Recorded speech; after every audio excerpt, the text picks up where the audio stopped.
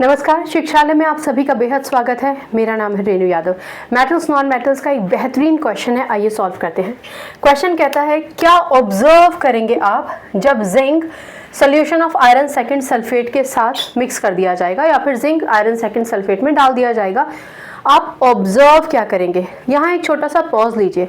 इस क्वेश्चन की जगह व्हाट वुड यू ऑब्जर्व की जगह ये भी पूछ सकते थे व्हाट वुड हैपन, ठीक है ना। तो जब हैपन और ऑब्जर्व दो अलग अलग चीज़ें हैं और इनके आंसर्स आपको कैसे लिखने हैं उसको बहुत अच्छे से समझ लीजिए, क्योंकि ये जो एक शब्द है ना, ये आपके आंसर में कुछ और ऐड ऑन कर देता है। अदरवाइज क्वेश्चन सॉल्व करने का ट्रिक तो सेम ही रहेगा। सबसे पहले हमें क्या करना है, हम सबसे पहले रिएक्टेंट्स लिख देते हैं Zn और हमारे पास क्या है FeSO4, ठीक है ना।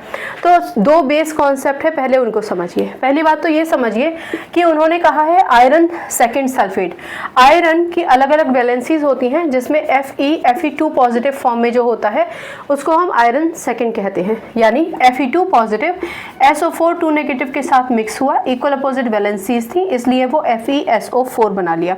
तो सबसे पहली बात तो क्या है, आयरन सेकेंड सल्फेट का मतलब होता है वो आयरन जिस पर 2 पॉजिटिव चार्ज हो, जिसे हम फेरस भी कहते हैं। दूसरी चीज समझने की ये है कि आप reactivity series KNaCaMgAl Zn Fe Sn Pb, उसके बाद यहाँ hydrogen, copper, mercury, silver, gold, ठीक है ना। इस रिएक्टिविटी सीरीज में आप देखिए जिंक ये रहा और आयरन कहाँ है, नीचे। इसका मतलब ये है कि जिंक में इतनी क्षमता है कि वो आयरन को डिस्प्लेस कर सके, क्योंकि जिंक ज़्यादा रिएक्टिव है आयरन से। रिएक्टिविटी सीरीज में ऊपर है आयरन से, इसका मतलब कि जिंक आयरन को उसकी जगह से हटा सकता है और उसका जो पार्टनर है SO4 उसके साथ पार्टनरशिप कर सकता है। दो बातें आप यहाँ पर समझ गए। पहली बात तो आयरन सेकेंड सल्फेट, जिसे हम फेरस सल्फेट भी कहते हैं, वो कैसे बना, और दूसरा इस रिएक्शन का जो तरीका है वो डिस्प्लेसमेंट रिएक्शन है। कौन सा टाइप ऑफ रिएक्शन है, डिस्प्लेसमेंट रिएक्शन, ठीक। चलिए अब हम इन रिएक्टेंट से प्रोडक्ट बनाते हैं। रिएक्टेंट से प्रोडक्ट बनाने का एक ही मूल मंत्र है, इनको आयंस में तोड़ दीजिए। Zn2 पॉजिटिव, ये क्या होगा Fe2 पॉजिटिव, SO4 2 नेगेटिव। अभी हमने पढ़ा है कि जिंक आयरन से ज़्यादा रिएक्टिव है, जिंक आयरन को डिस्प्लेस कर देगा और उसके पार्टनर के साथ पार्टनरशिप करेगा।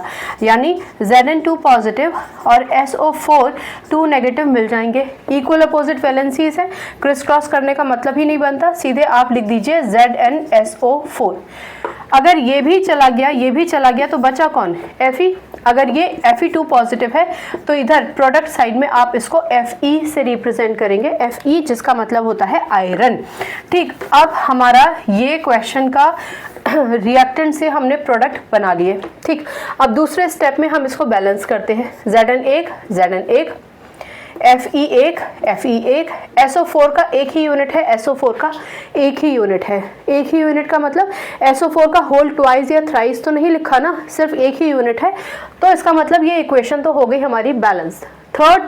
हमारा थर्ड स्टेप में हम नाम लिखते हैं।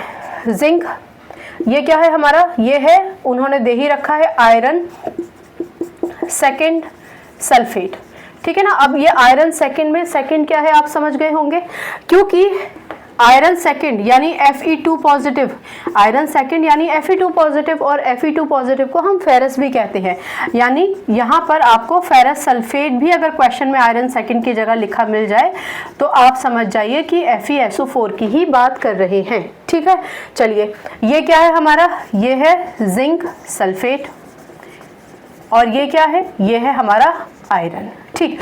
अब ये जो मैंने क्वेश्चन सॉल्व किया है, अगर आपसे ये पूछा जाए what will happen when zinc reacts is added to a solution of iron second sulfate, तो आप कह देंगे कि when zinc is added to iron second sulfate, zinc sulfate is formed and this iron is released, iron is also produced, ठीक। आप इतना लिख सकते हैं, रिलीज तो गैस होती है ना, आयरन इज ऑल्सो प्रोड्यूस्ड, इतना लिख सकते हैं।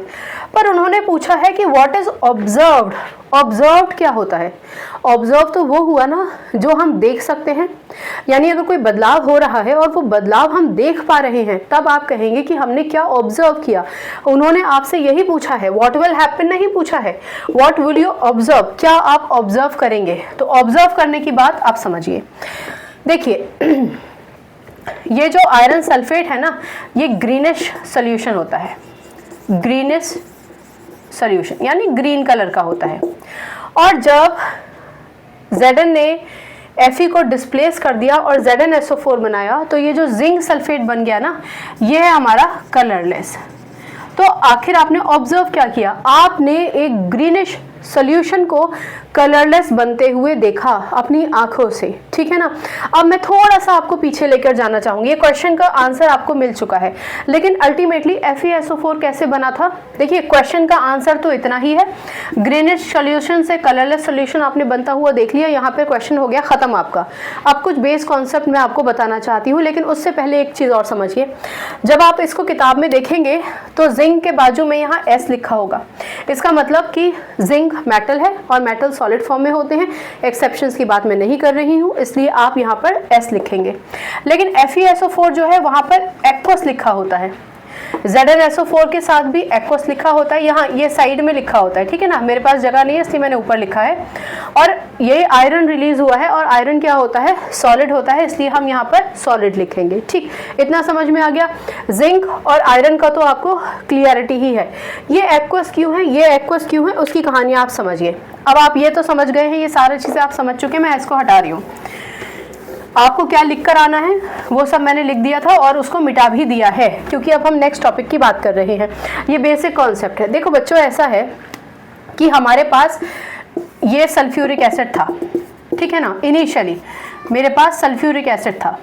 वो सल्फ्यूरिक एसिड तो आपको पता है कलरलेस होता है, और आपको ये भी पता है कि वो सल्फ्यूरिक एसिड जो हम लेबोरेटरीज में इस्तेमाल करते हैं उसको हम डाइल्यूट करते हैं, यानी कॉन्सेंट्रेटेड आता ही है लेबोरेटरी में और उसको हम डाइल्यूट करते हैं, पानी मिला देते हैं। पानी मिला देने के बाद वो डाइल्यूट हो जाता है। क्योंकि हमने इसमें पानी मिलाया था, इसलिए ये जो डाइल्यूट हाइड्रोक्लोरिक एसिड है वो डाइल्यूट पानी की वजह से हुआ है, इसलिए हम इसको एक्वस कह देते हैं। क्लियर? पानी अपने आप में सिर्फ लिक्विड है, लेकिन पानी को मिलाने से यदि कोई कंसंट्रेटेड डाइल्यूट हो जाता है तो उसको एक्वस बोलेंगे। अब जब हमने इसमें आयरन को मिक्स किया ये बनाने के लिए, तो रिएक्टिविटी सीरीज में आयरन ऊपर है, हाइड्रोजन नीचे है। आयरन ने हाइड्रोजन को डिस्प्लेस किया और FeSO4 के साथ मिलकर ये जो H2SO4 था, इस H2SO4 को कन्वर्ट कर दिया FeSO4 में। ध्यान से सुनिए, H2SO4 कलरलेस था, कलरलेस था। ये H2SO4 का मूल कलर था, लेकिन जब इसमें आयरन डाल दिया तो आयरन ने अपनी प्रॉपर्टी इम्पार्ट की और उस प्रॉपर्टी की वजह से ये जो फेरस सल्फेट सॉल्यूशन बन गया, ये हो गया आपका ग्रीनिश सॉल्यूशन। यहाँ से हाइड्रोजन गैस लिबरेट हो जाती है, आप ऑलरेडी पढ़कर आए हैं। हमारा मेन मकसद है ये समझना। अब ये जो H2SO4 था, अब FeSO4 बन गया। चलो बहुत बढ़िया, अगर ये बात समझ में आ गई तो ये जो FeSO4 सॉल्यूशन मेरे पास आ गया है, इस FeSO4 में जब मैं जिंक मिला देती हूँ, जिंक Zn ऐड किया ना हमने FeSO4 में, और जिंक तो आयरन से भी ज़्यादा रिएक्टिव है, यानी आयरन को भी डिस्प्लेस कर देगा। और आयरन को डिस्प्लेस करने का मतलब है SO4 के साथ मिक्स हो जाएगा और अपना भाई जो उसका कलर है वही तो इम्पार्ट करेगा। जब तुम स्ट्रॉन्ग थे तो तुमने सोल्यूशन को ग्रीन बना दिया, अब मैं स्ट्रॉन्ग हूँ तो सबसे पहली बात तो जिंक ने आयरन को डिस्प्लेस कर दिया और उसके पार्टनर के साथ पार्टनरशिप बना ली, ZnSO4 बना लिया। तो क्योंकि जिंक ने आयरन को डिस्प्लेस करके ये पूरा सॉल्यूशन आप हटा दो, अब ये जो सॉल्यूशन है ये बन गया ZnSO4। और ZnSO4 बनते ही ये जो बीकर में सॉल्यूशन का कलर ग्रीनिश था ये हो जाएगा कलरलेस। तो what did you observe? You observed the greenish solution of FeSO4 getting converted to colorless solution of ZnSO4। ठीक, ये बात आपको समझ में आया। और आपको ये भी समझ में आ गया होगा कि क्योंकि H2SO4 एक्वस था, उसमें आयरन मिलाया तो आयरन सल्फेट भी एक्वस हो गया, इसलिए हमने एक्वस शब्द इस्तेमाल किया। उस आयरन सल्फेट एक्वस जो सॉल्यूशन था, जो H2SO4 के एक्वस बनने की वजह से एक्वस हो गया था, जब उसमें हमने जिंक डाला तो क्योंकि वो भी इस सॉल्यूशन में ही मिलकर ZnSO4 बनाया है, इसलिए वो भी एक्वस हो गया है। ठीक है ना। तो ये जो एक्सप्लेनेशन मैंने आपको नीचे दिया ना कि इनिशियली कैसे FeSO4 बना, फिर कैसे, ये सब एक्सप्लेनेशन देने की ज़रूरत नहीं है। सिर्फ आपको ये लिख कर आने हैं, इनके नाम लिख कर आने हैं और ये ग्रीनिश सोल्यूशन और कलरलेस सोल्यूशन लिख कर आना है। सोल्यूशन क्यों? क्योंकि H2SO4 में डिजॉल्व होने की वजह से बना था, एक सोल्यूशन फॉर्म में आया है, इसलिए आप सोल्यूशन शब्द का इस्तेमाल करेंगे। नहीं तो आप फेरस सल्फेट ग्रीनिश कलर भी लिख सकते हैं, कोई दिक्कत नहीं है। ये जो स्टेट्स हैं, इन स्टेट्स को अगर आप नहीं भी लिखेंगे सॉलिड एक्वस, तो आपके नंबर नहीं कटेंगे।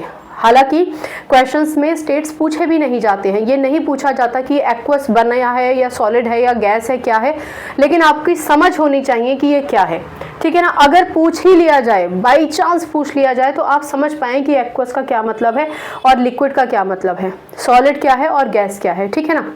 इसलिए आपको मैंने ये बता दिया है। तो पहले स्टेप में रिएक्टेंट लिखिए, आयंस फॉर्म में तोड़िए, प्रोडक्ट बनाइए, फिर बैलेंस कीजिए, फिर नामकरण कीजिए।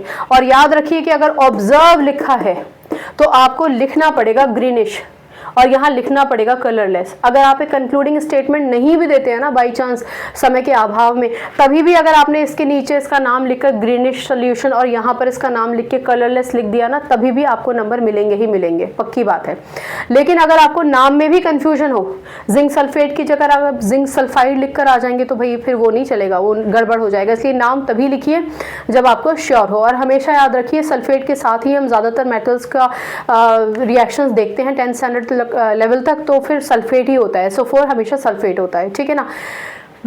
ये जो पूरा लेक्चर है इसको शॉर्ट्स के फॉर्म में डाल दिया जाता है, डिस्क्रिप्शन में इस पूरे वीडियो का लिंक भी डाल दिया जाता है। आप अगर शॉर्ट्स देख रहे हैं तो आप लिंक पे क्लिक करके पूरा वीडियो देख सकते हैं। मेटल्स नॉन मेटल्स की पूरी प्लेलिस्ट बनी हुई है, आप चाहेंगे तो वो देखकर अपना सारा कॉन्सेप्ट या फिर जो भी कन्फ्यूजन है मेटल्स नॉन मेटल्स तक क्लैरिफाई कर सकते हैं। पर उसके बावजूद भी अगर आपको कोई कन्फ्यूजन है या फिर आप कोई लेक्चर पुराना नहीं देख पाए और नए सिरे से उसको समझना चाहते हैं, या आपको कोई डाउट है, भले ही कितना छोटा डाउट हो, भले ही आपकी नज़र में वो डाउट बिल्कुल बेबुनियाद हो, यकीन मानिए आपका हर छोटा बड़ा किसी भी लेवल का डाउट वो आपकी नज़र में हो, मेरे लिए बहुत इंपॉर्टेंट है। पूछिए ताकि मैं उस डाउट को क्लैरिफाई कर सकूं। शिक्षालय नहीं चाहता कि बच्चे रट्टाफिकेशन करें केमिस्ट्री में, उसको केमिस्ट्री को बोर्डम की तरह ले। कितना प्यारा सब्जेक्ट है, लॉजिक से चलता है, आपको बस कुछ बातें पता होनी चाहिए। रिएक्टिविटी सीरीज़, जैसे हम एक्टिविटी सीरीज़ कहते हैं, और आयंस, चार्जेस कितने होते हैं किसी भी आयंस पे, वो सब आपको पता होना चाहिए। बाकी तो मैं आपको सिखा ही रही हूँ। हर लेक्चर को ध्यान से सुनेंगे तो बार बार रिएक्टिविटी सीरीज़ आपकी नज़र के आगे से जाएगी, तो आपको याद भी हो जाएगा, आयंस भी आपको याद होंगे। लेकिन फिर भी अगर डाउट होता है तो पूछ लीजिए।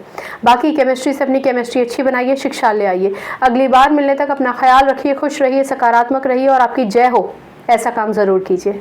नमस्कार।